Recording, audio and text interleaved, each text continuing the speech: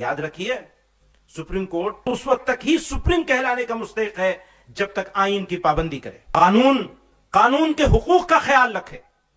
اگر ایسا نہ کرے تو وہ اخلاقی طور پر بھی سپریم کہلانے کا حقدار نہیں ہے. یہ جب ظلم ہوگا تب تک جہاد ہوگا.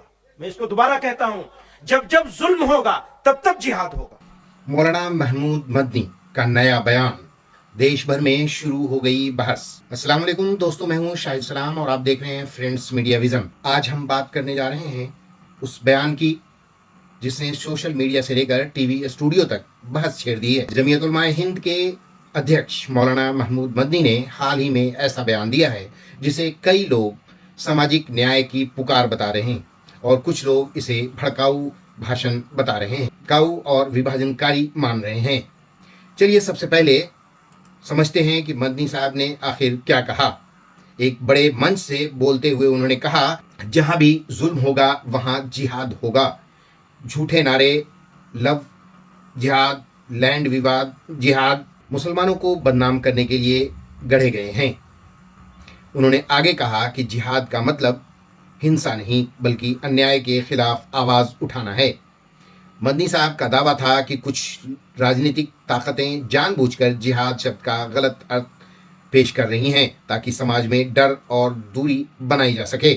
یعنی ان کا پورا فوکس یہ تھا کہ مسلمانوں کو کھلنائک دکھانے کی کوشش ہو رہی ہے اور اس کے خلاف وہ اپنی بات رکھ رہے ہیں. مدنی صاحب کے بیان کا سب سے ووادت حصہ یہ تھا جب انہوں نے نیائے پالیکا خاص کر سپریم کورٹ پر سوال اٹھائے. انہوں نے کہا اگر عدالتیں سنویدھان اور نشپکش سے نہیں چلیں گی تو انہیں سپریم کہلانے کا کوئی ادھیکار نہیں. وہ لائن کئی قانونی وشیشجوں، راجنیتیوں اور پترکاروں کو چونکا گئی کیونکہ دیش کی سرووچ عدالت پر ایسا بیان دینا اپنے آپ میں بھاری بحث کا وشے بن جاتا ہے. کچھ لوگوں نے اسے سنویدھانک سنستھاؤں پر حملہ کہا تو کچھ نے کہا کہ یہ لوکتانترک آلوچنا کا ادھیکار ہے. عزیزان گرامی قدر، ملک کی موجودہ صورتحال انتہائی حساس اور فکر انگیز ہے. افسوس کے ساتھ کہنا پڑتا ہے کہ ایک خاص طبقے کی بالادستی اور دوسرے طبقوں کو قانونی طور پر بے بس، سماجی طور پر علیحدہ اور معاشی طور پر بے عزت، رسوا اور محروم بنانے کے لیے معاشی boycott, bulldozer action, mob lynching, مسلم اوقاف کی سبوتاژی، دینی مدارس و اسلامی اصطلاحات کے خلاف منفی مہم کی باقاعدہ اور منظم کوششیں کی جا رہی ہیں. ان کے مذہب، شناخت اور وجود کو غیر ضروری، یہاں تک کہ ناقابل برداشت بنا دیا گیا ہے. بالخصوص مسلمانوں کے خلاف سرکاری سرپرستی میں جاری منافرت اور ظلم و ستم کی وجہ سے حالات اس نہج پر پہنچ چکے ہیں کہ آج مسلمان خود کو راہ چلتے غیر محفوظ محسوس کرتے ہیں. انہیں قدم قدم پر نفرت و حقارت کا سامنا ہے. کلیجہ تھام کر سنتے ہیں لیکن سن ہی لیتے ہیں، میرے یاروں کو میرے غم کی تلخی بھی مزہ دے ہے. حضرات گرامی قدر، ملک کے آئین نے ہمیں اپنے مذہب پر چلنے اور اس کی تبلیغ کی اجازت دی ہے، لیکن کنورژن لاء میں ترمیم کے ذریعے اس بنیادی حق کو ختم کیا جا رہا ہے.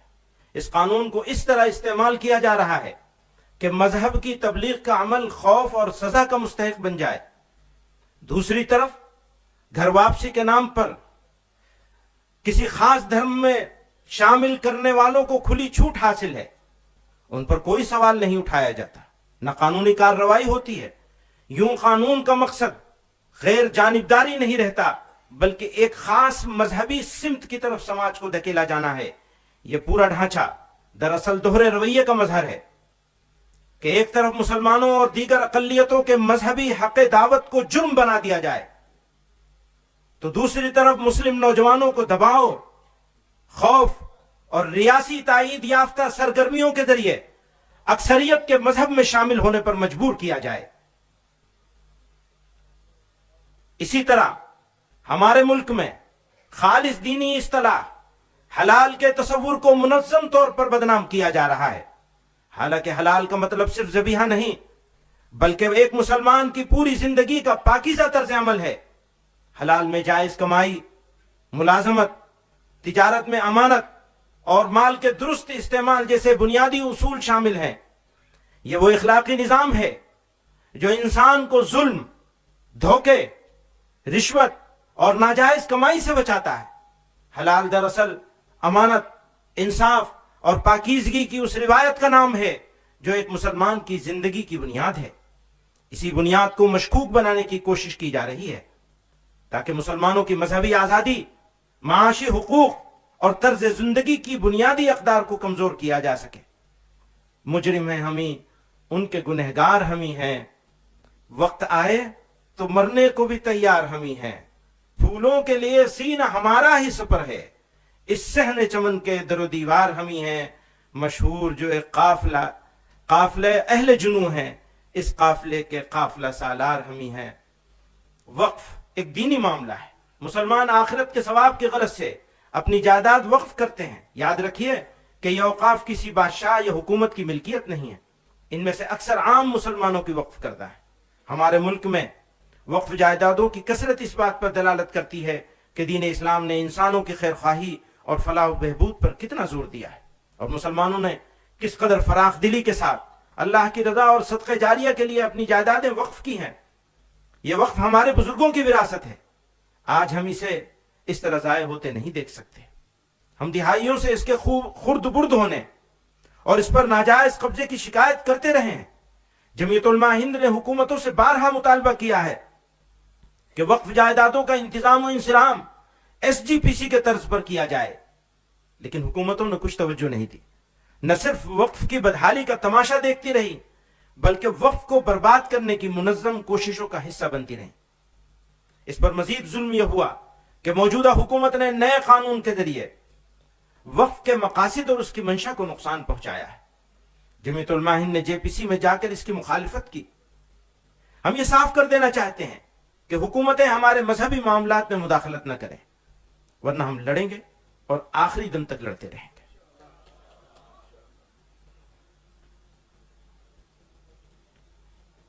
عدلیہ کا رویہ، حضرات گرامی قدر، کسی بھی مہذب سماج کے لیے عدل و انصاف سب سے بڑا معیار ہے۔ عدل و انصاف کے بغیر بڑی سے بڑی ریاست اور بڑے سے بڑا ملک باقی نہیں رہ سکتا۔ ہر حکمراں کا اولین فرض اپنی رعایا کو انصاف فراہم کرانا ہے۔ ملک میں امن و امان کا قیام اور جرائم سے پاک معاشرے کی تشکیل انصاف کے بغیر ہو نہیں سکتی، ہو ہی نہیں سکتی۔ لیکن افسوس کے ساتھ یہ کہنا پڑتا ہے کہ گزشتہ کچھ عرصے سے، بالخصوص بابری مسجد، طلاق ثلاثہ جیسے بہت سے مسئلوں پر فیصلے کے بعد یہ تاثر عام ہو رہا ہے کہ عدالتیں حکومتوں کے دباؤ میں کام کر رہے ہیں۔ اقلیتوں کے آئینی حقوق اور دستور کے بعد بنیادی اصولوں کی تشریح کی ایسی مثالیں سامنے آئی ہیں جنہوں نے عدالتوں کے کردار پر سوالیہ نشان لگا دیا ہے۔ موجودہ وقت میں عبادت گاہ ایکٹ کو نظر انداز کرتے ہوئے گیان واپی اور متھرا کے مقدمات کو قابل سماعت قرار دینے کا فیصلہ بھی اس کی ایک واضح مثال ہے۔ یاد رکھیے، سپریم کورٹ اس وقت تک ہی سپریم کہلانے کا مستحق ہے جب تک آئین کی پابندی کرے، قانون کے حقوق کا خیال رکھے۔ اگر ایسا نہ کرے تو وہ اخلاقی طور پر بھی سپریم کہلانے کا حقدار نہیں ہے۔ تھوڑی تکلیف، اب جب عدالتوں کے بارے میں بات کر رہے ہیں تو مجھے کہنا ضروری ہے، تھوڑی تکلیف رسن پھر تھوڑی سی تکلیف دار، ہمیں تیار ہونا پڑے گا۔ تھوڑی تکلیف رسن پھر تھوڑی سی تکلیف دار، اس کے بعد دوستو آرام ہی آرام ہے۔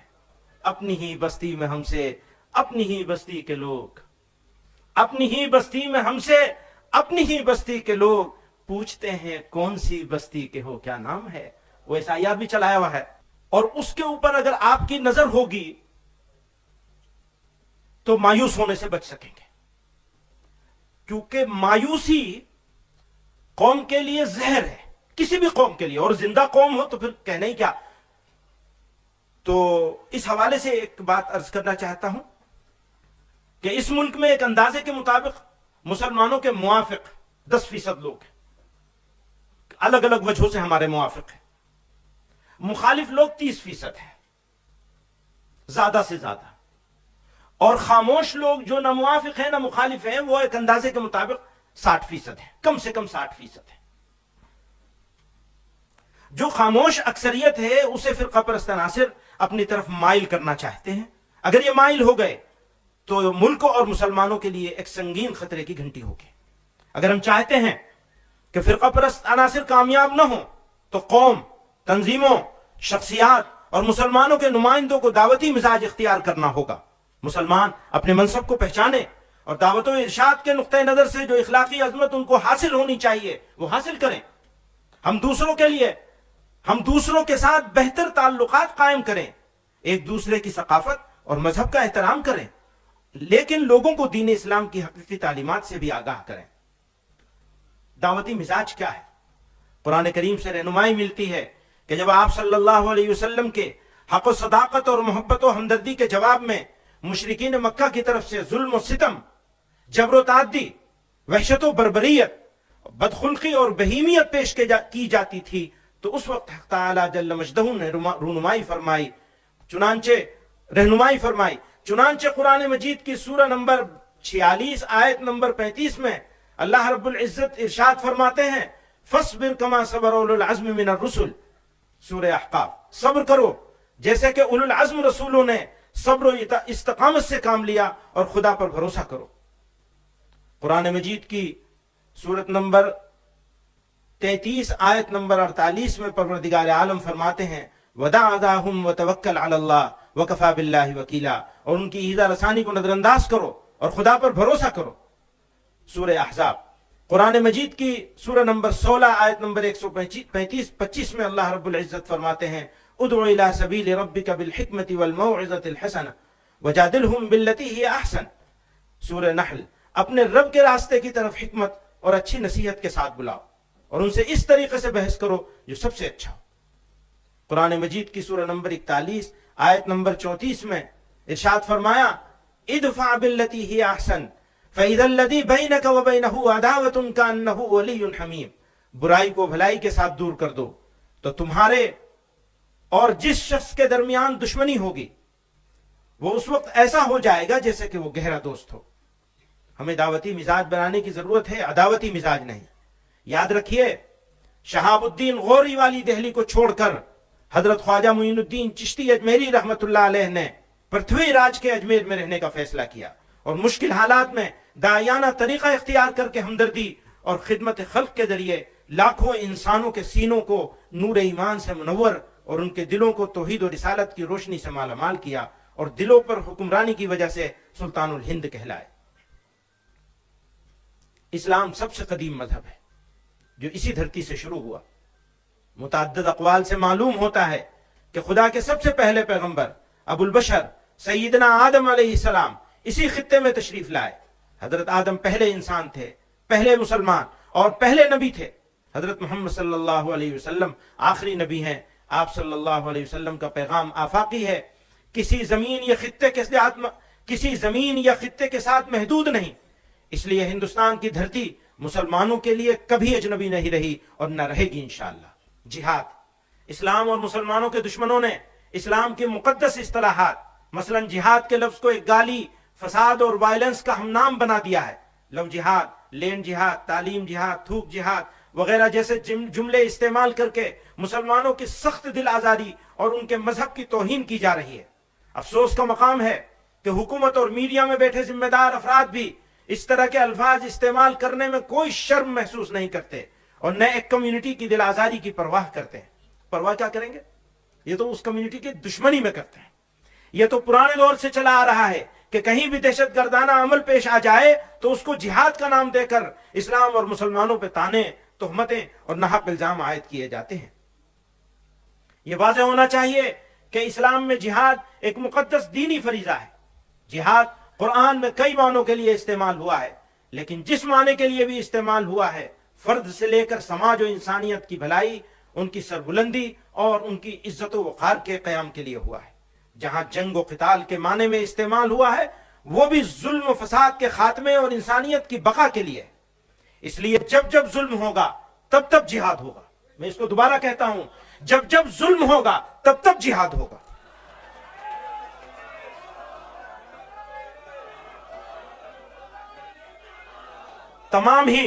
تمام ہی آسمانی مذاہب میں غور کیجئے گا، تمام ہی آسمانی مذاہب میں ظلم کے خلاف کھڑے ہونا ایک اخلاقی ذمہ داری ہے. اسلام میں بھی جہاد کا بنیادی مقصد ظلم کا خاتمہ، امن کا قیام اور حق کا دفاع ہے. تاہم یہ حقیقت ذہن نشین رہنی چاہیے کہ نمبر 1، جہاد کوئی انفرادی، نجی یا انتقامی کارروائی نہیں. نمبر 1، جہاد کوئی انفرادی، نجی یا انتقامی کارروائی نہیں. نمبر 2، صرف ایک ذمہ دار اور شرعی اصولوں کے مطابق قائم ریاست ہی جہاد کا فیصلہ کر سکتی ہے. نمبر 3، ہندوستان جیسے جمہوری اور سیکولر ملک میں جہاں اسلامی ریاست کا کوئی تصور موجود نہیں، وہاں جہاد کے نام پر کوئی گفتگو موضوع بحث ہی نہیں. مسلمان آئینی وفاداری کے پابند ہیں اور حکومت بھی شہریوں کے حقوق کی حفاظت کی ذمہ دار ہے. حکومت کی ذمہ داری ہے کہ وہ شہریوں کے حقوق کی حفاظت کرے، اور اگر وہ ناکام ہوتی ہے تو وہ اس کی ذمہ داری ہوگی، ہماری ذمہ داری نہیں ہوگی. پھر ہم اگرچہ بزم سے دور ہیں، ہم ہی رنگ ہیں، ہم ہی نور ہیں. ہم اگر نہ دیں گے لہو انہیں، وہ چراغ کیسے جلائیں گے؟ وہ تو کچھ اور سمجھ رہے ہیں، ہم یہ سمجھ رہے ہیں ہم اگر نہ دیں گے لہو انہیں، وہ چراغ کیسے جلائیں گے؟ نہ اتنا چھیڑ کر اے وقت دیوانہ بنا ہم کو، ہوئے دیوانے ہم تو سب کو دیوانہ بنا دیں گے. نہ جانے کتنے دل بن جائیں گے ایک دل کے ٹکڑے سے، نہ جانے کتنے دل بن جائیں گے ایک دل کے ٹکڑے سے. وہ توڑے آئینہ ہم آئینہ خانہ بنا دیں گے. مشکلات و مصائب، یہ درست ہے کہ ہمارے سامنے مشکلات اور پریشانیاں ہیں، اور بسا اوقات مشکلات کی بے شمار فوجوں کو دیکھ کر ہم اپنے مستقبل سے مایوس ہوتے ہیں. لیکن آپ صرف اپنے اوپر نہیں بلکہ پورے عالم انسانیت پر نظر ڈالیے. کیا دنیا میں آج کوئی زندہ قوم ایسی بھی ہے جو مشکلات میں محصور نہ ہو؟ اس لیے میں کہتا ہوں کہ مشکلات زندگی کی علامت ہیں. مردہ قومیں مشکلات میں مبتلا نہیں ہوتی، وہ تو سرنڈر کر دیتی ہیں. وہ کہیں گے وندے ماترم پڑھو تو پڑھنا شروع کر دیں گے. تو یہ پہچان ہوگی مردہ قوم ہونے کی. اور اگر زندہ قوم ہے تو پھر حوصلہ بلند کرنا پڑے گا، حالات کا مقابلہ کرنا پڑے گا. مردہ قومیں مشکلات میں مبتلا نہیں ہوتی، لیکن یاد رکھیے زندہ قومیں ہی آزمائی جاتی ہیں، مردانہ وار مشکلات کا مقابلہ کیا کرتی ہیں.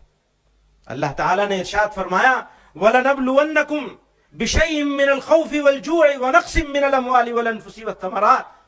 پھر کہتے ہیں وَبَشِّرِ الصَّابِرِينَ، ہم تمہاری آزمائش کرتے رہیں گے، کچھ خوف اور بھوک سے، مال اور جان سے، اور پھلوں کے نقصان سے، اور صبر کرنے والوں کے لیے بشارت ہے. اسی طرح پروردگار عالم نے فرمایا ام حسبتم ان تدخلوا الجنة ولما يأتكم مثل الذين خلوا من قبلكم مستهم البأساء والضراء وزلزلوا حتى يقول الرسول والذين آمنوا معه متى نصر الله. ابھی بھی کہتے ہیں ساری دنیا میں تمہاری کیوں پٹائی ہو رہی ہے؟ ہم خاص ہیں نا، آزمائش تو ہماری ہوگی. کیا تم یہ گمان رکھتے ہو کہ جنت میں داخل ہو جاؤ گے؟ درا حال ہے کہ تم پر ان لوگوں کے حالات پیش نہیں آئے جو تم سے پہلے گزر چکے ہیں. انہیں تنگی اور سختی پیش آئی، انہیں ہلا ڈالا گیا، یہاں تک کہ پیغمبر اور جو لوگ ان کے ہمراہ ایمان لائے تھے بول اٹھے کہ اللہ کی مدد کب آئے گی. سن رکھو اللہ کی امداد یقیناً قریب ہے انشاءاللہ. تفسیر ماجدی جلد اول صفحہ 400. اس آیت میں مومنین کو بشارت اور تسلی دی گئی ہے، اور حقیقت کا بیان آ گیا کہ مجاہدات سے گھبرانا اور بددل نہیں ہونا چاہیے. مصائب میں الجھ کر مسکرانا میری فطرت ہے، مجھے ناکامیوں پر اشک برسانا نہیں آتا. گلستان میں شریک صحبت اہل چمن ہم ہیں، بس اتنی بات پر کیوں قابل دار و رسن ہم ہیں. جواب ظلم دیتی جا رہی ہے اپنی مظلومی، ادھر تلوار رنگی ہے ادھر رنگی کفن ہم ہیں. خزاں سے کب کی بنیادیں گلستان گر چکی ہوتی، خزاں سے کب کی بنیادیں گلستان گر چکی ہوتی، مگر یہ خیریت ہے زیر دیوار چمن ہم ہیں. اگرچہ بزم میں ہم بھی ہیں، अगरचे बज़्म में हम भी हैं, लेकिन फर्क कितना है, वक़ारे अंजुमन तुम हो, वबाले अंजुमन हम हैं। जैसे ही बयान वायरल हुआ, राजनीतिक दलों की प्रतिक्रियाएं भी आने लगी। सरकार समर्थक नेताओं ने कहा कि मदनी साहब ने समाज में तनाव फैलाने की कोशिश कर रहे हैं। विपक्ष के कुछ नेता बोले कि मदनी साहब ने ऐसे मुद्दे उठाए हैं जिन्हें नजरअंदाज नहीं किया जा सकता। कुछ संगठन इसे अल्पसंख्यकों की आवाज बता रहे हैं, जबकि सोशल मीडिया पर दो धड़े बन गए हैं, एक पूरा समर्थन में और दूसरा कड़ा विरोध में। यह साफ दिख रहा है कि बयान केवल एक भाषण नहीं बल्कि राजनीतिक मुद्दा बन चुका है। अब बात करते हैं असली शब्द जिहाद। भारत में पिछले कुछ वर्षों में जिहाद शब्द को लेकर कई तरह की बहसें हुई हैं। लव जिहाद, लैंड जिहाद, नशा जिहाद, कई मीडिया चैनल और राजनीतिक बयान इस शब्द का इस्तेमाल करते रहे हैं, लेकिन मदनी साहब का कहना है कि जिहाद का मतलब हमेशा युद्ध नहीं बल्कि अन्याय के खिलाफ संघर्ष है। धार्मिक विद्वानों के बीच भी यह बहस चली है कि जिहाद का सही अर्थ क्या है। यही कारण है कि मदनी साहब की इस लाइन ने बहस को फिर से गर्म कर दिया है। अब बात करते हैं जनता की। सोशल मीडिया पर 3 तरह की प्रतिक्रियाएं देखने को मिल रही हैं। समर्थन में भी हैं, मदनी साहब सच बोल रहे हैं, मुसलमानों को बेवजह निशाना बनाया जा रहा है, ऐसा भी समर्थन में जो लोग हैं वो लोग कह रहे हैं। विरोध जताने वाले ये बयान देश को बांटने वाला है। ये विरोधी जो लोग हैं वो लोग कह रहे हैं कि यह बयान देश को बांटने वाला है। जिहाद शब्द का बचाव क्यों? न्यूट्रल जो लोग हैं, जो इन मामलों में, इन फड्डों में नहीं पड़ना चाहते हैं, वो लोग कह रहे हैं कि मुद्दा संवेदनशील है, इसे राजनीतिक हथियार नहीं बनाना चाहिए। न्यायपालिका पर टिप्पणी विवादित हो सकती है, पर सवाल उठाना लोकतांत्रिक अधिकार भी है। अगर हम पूरे मामले को संक्षेप में देखें तो मुद्दा 3 बातों पर घूम रहा है। क्या जिहाद शब्द को बार बार नकारात्मक रूप से पेश किया जा रहा है? क्या मदनी साहब की आलोचना न्यायपालिका पर सीधा हमला है? क्या यह बयान समाज में दूरियां बढ़ाएंगी या लोगों को सचेत करेगा? इन सवालों को लेकर देश भर में चर्चा चल रही है। अब सवाल यह है कि आम जनता इस मुद्दे को कैसे देखती है? क्या मदनी साहब का बयान सामाजिक अन्याय के खिलाफ चेतावनी है या एक भड़काऊ भाषण है जो पहले से मौजूद तनाव को और बढ़ा सकता है? कमेंट में अपनी राय ज़रूर दीजिए। अगर आप चाहें तो अगले वीडियो में हम इस पर और विशेष रूप से दे सकते हैं। चैनल को लाइक और शेयर कीजिएगा और हमारे YouTube चैनल को सब्सक्राइब कीजिएगा।